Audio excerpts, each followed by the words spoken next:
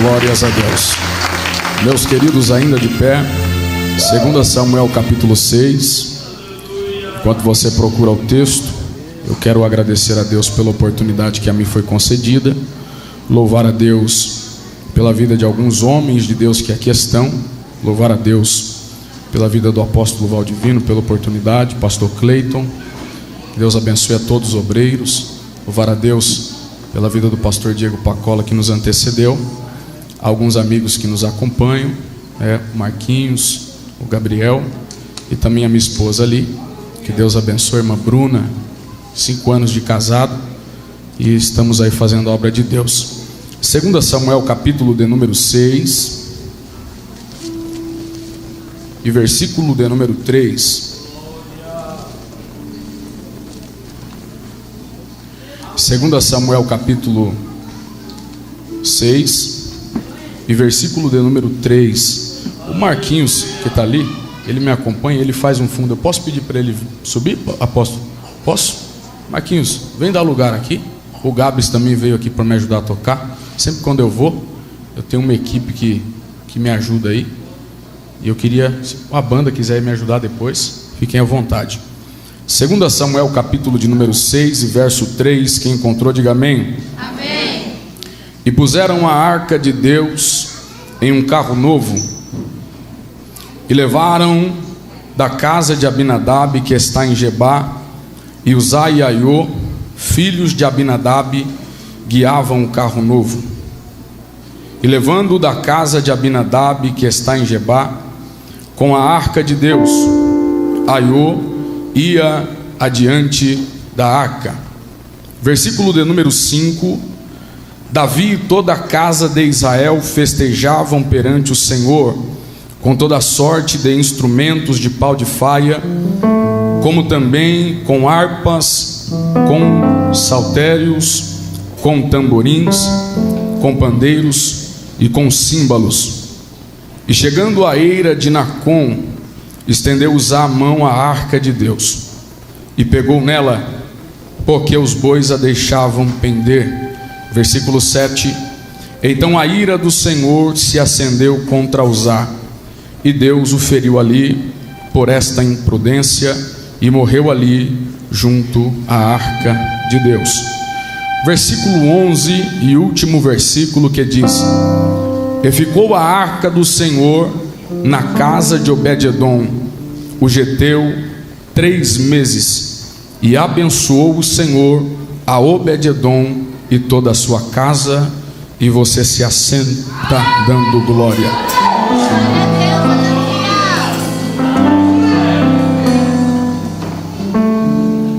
Quero usar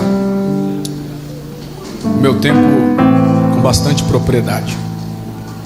Nós estamos diante de um texto interessante em toda a sua totalidade, e toda a atenção é pouca para o que Deus vai falar com você aqui nessa noite. O texto em que ora nós lemos faz referência da Arca da Aliança, esta arca que no Velho Testamento era a maior representação da presença de Deus para com o povo de Israel. Esta arca era parte do culto do Velho Testamento. Haja vista, o culto do Velho Testamento, ele era feito através dos sacrifícios pelos sacerdotes dentro do tabernáculo. O tabernáculo possuía 3 lugares: pátio, santo e santo dos santos. E dentro do santo dos santos existia esta arca da aliança, que era separada por um véu. E o sacerdote, de ano em ano, ele entrava dentro deste tabernáculo para oferecer o sacrifício de holocausto a Deus perante o pecado. Esta arca, ela foi uma das maiores forças de guerra para Israel. Haja vista, Israel, você pode ler, por exemplo, em Josué, na volta dos muros de Jericó, quando Josué, ele recebe a ordem de Deus para rodear os muros de Jericó. A história bíblica diz que a arca vai adiante do povo e Deus entrega a vitória ao povo. Então a arca não era só a presença de Deus para com o povo. mas ela era um instrumento de fé, ela era um instrumento de guerra, ela era um instrumento em que as nações circunvizinhas de Israel temiam, tinham medo, tanto que o capítulo de número 6 vai detalhar-nos que a arca foi tomada pelos filisteus, e depois de ser tomada, no capítulo de número 6, depois de 7 anos que a arca fica com o povo filisteu, de 7 meses que a arca fica entre os filisteus, ela é levada, ela é trazida de volta e ela vai para a casa de Abinadab, e ela fica por aproximadamente 20 anos na casa de Abinadab. Nestes 20 anos que a arca de Deus fica na casa de Abinadab, a história bíblica vai dizer que a arca de Deus por 20 anos passa na casa de Abinadab. E 1 Samuel capítulo de número 7, versículo de número 1 diz que nesse período de 20 anos que a arca de Deus fica na casa de Abinadab, o povo continua lamentando, o povo continua vivendo um período de rebeldia, o povo continua vivendo um período de desobediência. A história bíblica diz que no governo de Davi decide trazer a arca, ele decide trazer até a casa de Jerusalém, ou a casa de Davi, como você conhece a história, e ele consulta o povo, reúne o povo, e ele vai trazer a arca. Quando ele está trazendo a arca, a Bíblia vai dizer que um dos que estavam ali, por nome de Uzá, que guiavam o carro novo para trazer a arca, ele toca na arca, e por ferir os princípios da palavra, ele morre naquele lugar, no lugar chamado Eira de Nacon. E a história bíblica diz que neste mesmo período em que ele toca esta arca e morre, Davi se entristece, o coração de Davi começa a se entristecer, porque ele viu que houve uma morte pelos princípios que foram feridos naquele momento. A boa intenção de Uzá não anulou os princípios que Deus tinha estabelecido. E a história bíblica vai dizer que aquele lugar que se chamava Eira de Nacon passa a se chamar Pérez Uzá, porque Davi vai mudar o nome daquele lugar. A história bíblica diz que então a arca de Deus fica na casa de Obed-edom. Diga Obed-edom. Diga Obed-edom. Você não disse, diga Obed-edom. A arca de Deus fica, pastor Cleiton Simões, na casa de Obed-edom. E aqui que eu começo a aprender algumas coisas. Ela passa por 20 anos na casa de Abinadab, e nesse período, aqueles que eram sacerdotes, aqueles que trabalhavam como sacerdotes, aqueles que exerciam a função, pararam de cultuar a Deus, perderam o período em que poderiam trabalhar, perderam o período em que poderiam exercer o ministério, porque a arca estava distante, a arca não estava no tabernáculo em Jerusalém. E a história vai dizer que todos aqueles que eram sacerdotes da linhagem de Arão, eles receberam uma única ordem de Deus. A ordem de Deus era que eles não deveriam trabalhar com ouro, com prata, com pedras preciosas, com plantações, com animais, mas os mesmos deveriam trabalhar somente pelo tabernáculo e para o tabernáculo. Quando a arca de Deus entra na casa de Obed-edom, Obed-edom não era nada mais e nada menos que um levita da linhagem de Coate, filho de Jedutum. E conforme Êxodo capítulo 21, a história vai dizer que por este período em que este Obed-edom fica, ou que a arca fica longe de Jerusalém, na casa de Abinadab, este que tinha promessa de cuidar do tabernáculo não está cuidando. Ele tinha promessa de cuidar das coisas do tabernáculo, mas não estava cuidando. E a história diz que por 20 anos está Obed-edom morando na beira da estrada. Ele não morava nem na cidade de Jerusalém. E segundo a história, aqueles que não moravam dentro de Jerusalém eram pessoas que não tinham boas condições financeiras, pessoas que não tinham uma conduta financeira boa. Agora imagina comigo, Obed-edom foi chamado para cuidar do templo, foi chamado para cuidar do tabernáculo, mas o tabernáculo está perdido por causa da arca. O povo está vivendo em desobediência, e quem sabe alguém vai olhar para Obed-edom e vai dizer: mas não foi Deus que disse que você um dia cuidaria do tabernáculo? Não foi Deus que disse que um dia você cuidaria do templo? Não foi Deus que disse, debaixo de uma promessa que ele fez a Moisés, e Moisés destinou a Arão, que os sacerdotes não deveriam trabalhar com sorte nenhuma de trabalho, mas deveriam trabalhar única e exclusivamente para o templo e a serviço do Senhor? Pois é, Obed-edom, eu imagino que as pessoas olhavam para ele e diziam: olha lá quem tinha promessa de ser levita, olha lá quem tinha promessa de ser sacerdote, mas parece que nada vai acontecer na vida dele. Ele já gerou filhos, a sua linhagem continua, os seus filhos também tinham autonomia de serem sacerdotes, mas parece que eu vejo alguém olhando e dizendo: a geração dele vai ser perdida, porque a arca está distante, ninguém mais trabalha no templo. Parece que eu vejo Deus olhando do céu e dizendo: não vou deixar isso acontecer, porque eu não sou homem para mentir, e nem filho do homem para me arrepender. Eu queria que você cutucasse alguém agora, cutuque alguém agora e diga: Deus não se esqueceu. Diga: Deus não se esqueceu da promessa que ele te fez. Diga para alguém: Deus não se esqueceu daquilo que ele te prometeu. Já estou começando a me esquentar. Olha para cá, todo mundo estava olhando para Obed-edom e dizendo: ele não tem como mais ser levita, não tem possibilidade de trabalhar no tabernáculo, a arca está perdida. Mas de repente Davi está trazendo no meio do caminho, e Deus está olhando e dizendo: não, eu vou começar a cumprir a minha promessa a partir de agora. Aí de repente a arca pende, Uzá morre, e quem é que vai bater na casa de Davi? Quem é que vai bater na casa de Davi? É igual na casa de Obed-edom, é o rei, e o rei vai dizer: olha, a arca vai ter que ficar na tua casa. E quem estava olhando para alguém que era levita e não tinha tabernáculo e ainda não tinha promessa cumprida, teve que olhar e dizer: aí Obed-edom não precisou ir para Jerusalém, não precisou do tabernáculo. Por quê? Porque a arca, o tabernáculo, foi até a casa dele. Levante a mão. Urimintria, Urimindéria Súria. Eu já estou sentindo algo aqui. Olha para alguém e diz para ele: Deus não se esqueceu da promessa. Diz: Deus não se esqueceu da promessa.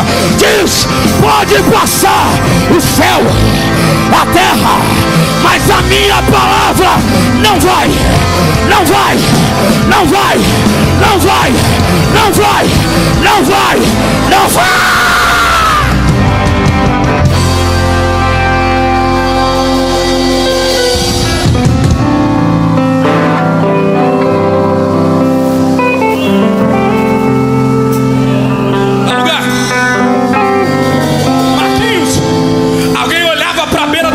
Dizia: a casa dele não é muito boa, a casa dele não é propícia, a casa dele é uma casa esquecida.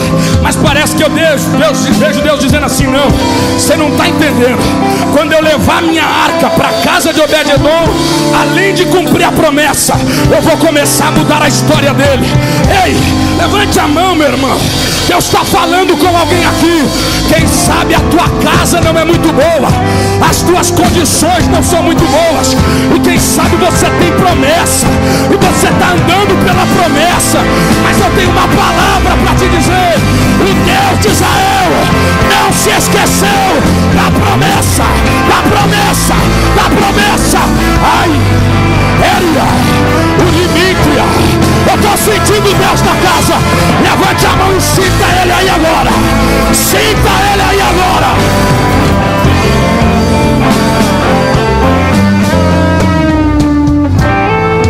Obed-edom, na casinha no canto da estrada, recebeu a arca da aliança.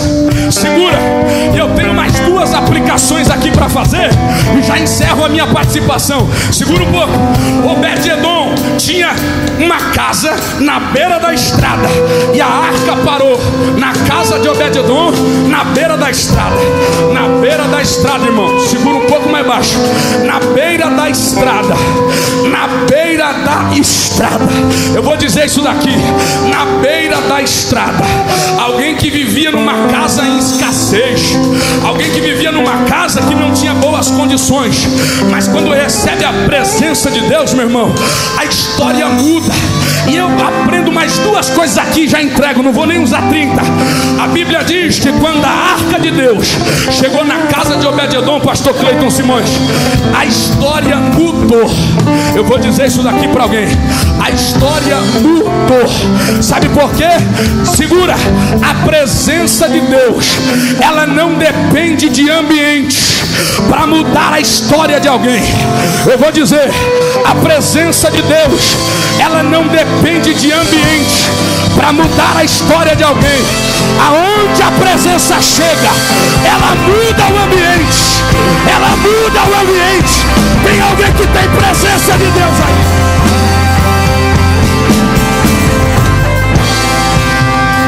Olha aqui. A arca de Deus chegou na casa de Obed-edom, e o ambiente era do quê? De vida financeira falida. Segura, irmão, pelo amor de Deus. Vida financeira falida, ministério falido, ministério frustrado. Mas quando chegou, a presença de Deus não foi influenciada pelo ambiente, ela influenciou o ambiente em que ela estava. Oh glória! Sabe o que é que eu aprendo aqui? Que quem tem presença não depende de ambiente. João Batista foi levantado com virtude e poder de Elias, e a Bíblia diz que ele não escolheu a cidade para pregar. Ele disse: sabe onde eu vou começar? No deserto. Aí no deserto ele começou a pregar.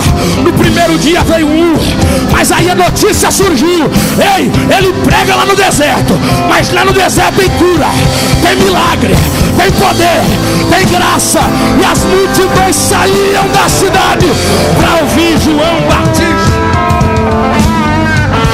Cutuca alguém, diz assim para ele, ó, cutuca, segura, posso segurar.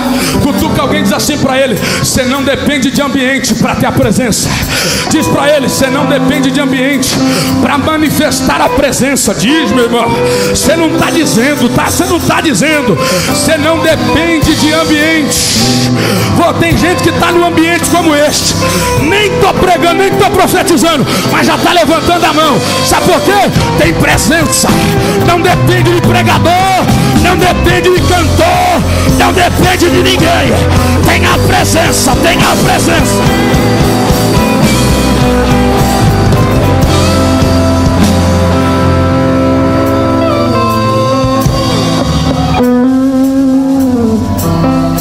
Segunda coisa que eu aprendo aqui: ele era adorador. Meu irmão,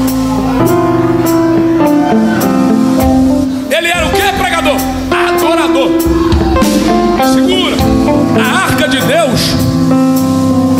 Deus, só o teclado e a bateria agora. A arca de Deus ficou 20 anos na casa de Abina. 1 Samuel capítulo 7, versículo 1. E a arca de Deus ficou 20 anos na casa de Abinadab, e o povo ainda lamentava. Mas diferente de Abinadab, que tinha título, Obed-edom não tinha só título.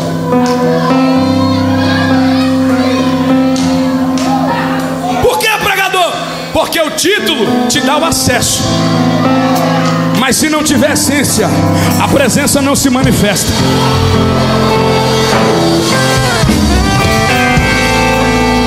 Olha para cá.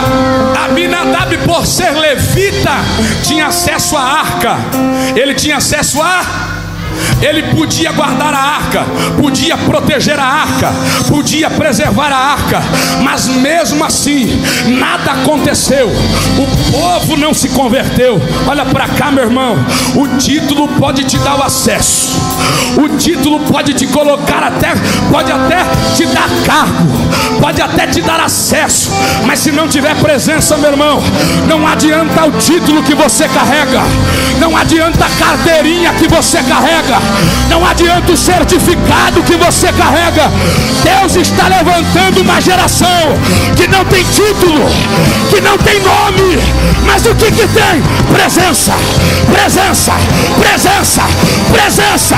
Só quem tem presença adora.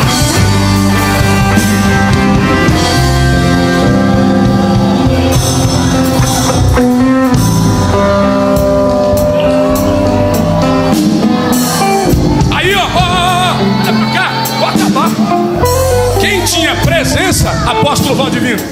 Ou melhor, quem não tinha título, quem tinha título e ainda era adorador, era Obed-Edom. Por quê? Obed-Edom tinha título. Ele sabia que ele era levita, sabia que ele era um escolhido para cuidar dos utensílios. Aliás, Obed-Edom, ele era da linhagem dos coatitas. É por isso que muitos vão dizerem que ele poderia ser um escravo, porque a Bíblia diz que ele era geteu. Mas existe uma cidade que foi dada à linhagem de Coate para aqueles que eram levitas, chamada de Gat-Rimon, que todos aqueles que nasciam de lá também eram geteus. Agora olha para cá, Obed-Edom, olha para cá, irmão. Obed-Edom, ele não era só levita, ele era adorador. João capítulo 4, versículo 23 diz bem assim, ó: mas a hora vem em que os verdadeiros adoradores adorarão ao Pai em espírito e em verdade. Olha para cá, Deus não está à procura no texto de quem sabe fazer uma adoração. Se Deus quisesse adoração, Isaías capítulo 6 diz que lá tem uma classe de serafins que não tem pecado, e para adorar a Deus cobre o rosto, cobre o pé, com outras asas voam e clamam: santo, santo ao Senhor dos exércitos. Apocalipse capítulo 18 diz que ainda tem 24 anciões que saem dos seus tronos e colocam a sua coroa no trono de Deus. Deus não está atrás, meu irmão, de quem sabe fazer uma adoração. O texto é claro, Ele está à procura de verdadeiros adoradores que adorem ao Pai em espírito e em verdade. Fazer uma adoração, pastor Cleiton, todo mundo sabe fazer, todo mundo sabe fazer louvor, mas eu quero ver é ser na essência um verdadeiro adorador. Se tem alguém aqui, levante a mão, levante a mão. Só quem é adorador agora.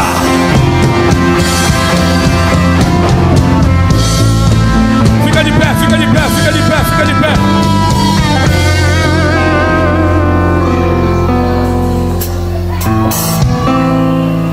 Já tem alguém que é adorador aqui, está adorando. Porque além da presença que não precisa de ambiente, quem é adorador também não depende de ambiente. O ambiente pode ser o que for, mas se ele é adorador, ele não é influenciado pelo ambiente, ele influencia onde ele está. Sadraque, Mesaque e Abidnego foram levados para o ambiente de morte. Não adoraram a estátua de Nabucodonosor, mas no ambiente de morte, porque eles eram adoradores. O quarto homem apareceu na fornalha e disse: porque vocês são adoradores, eu mudo o ambiente de morte e manifesto a minha presença. Levante a mão agora. Se tem alguém aqui que tem essa presença, se tem alguém aqui que reverencia essa presença, você tem 1 minuto para dar glória a Deus agora. Você tem 1 minuto para adorar a Ele aí agora. Porque enquanto você adora como Obed-Edom, Deus está mudando a tua casa, Deus está mudando o teu ministério, Deus está mudando a sua família. Você tem 1 minuto para dar glória a Deus aí agora. Glória, bate palmas para adorar.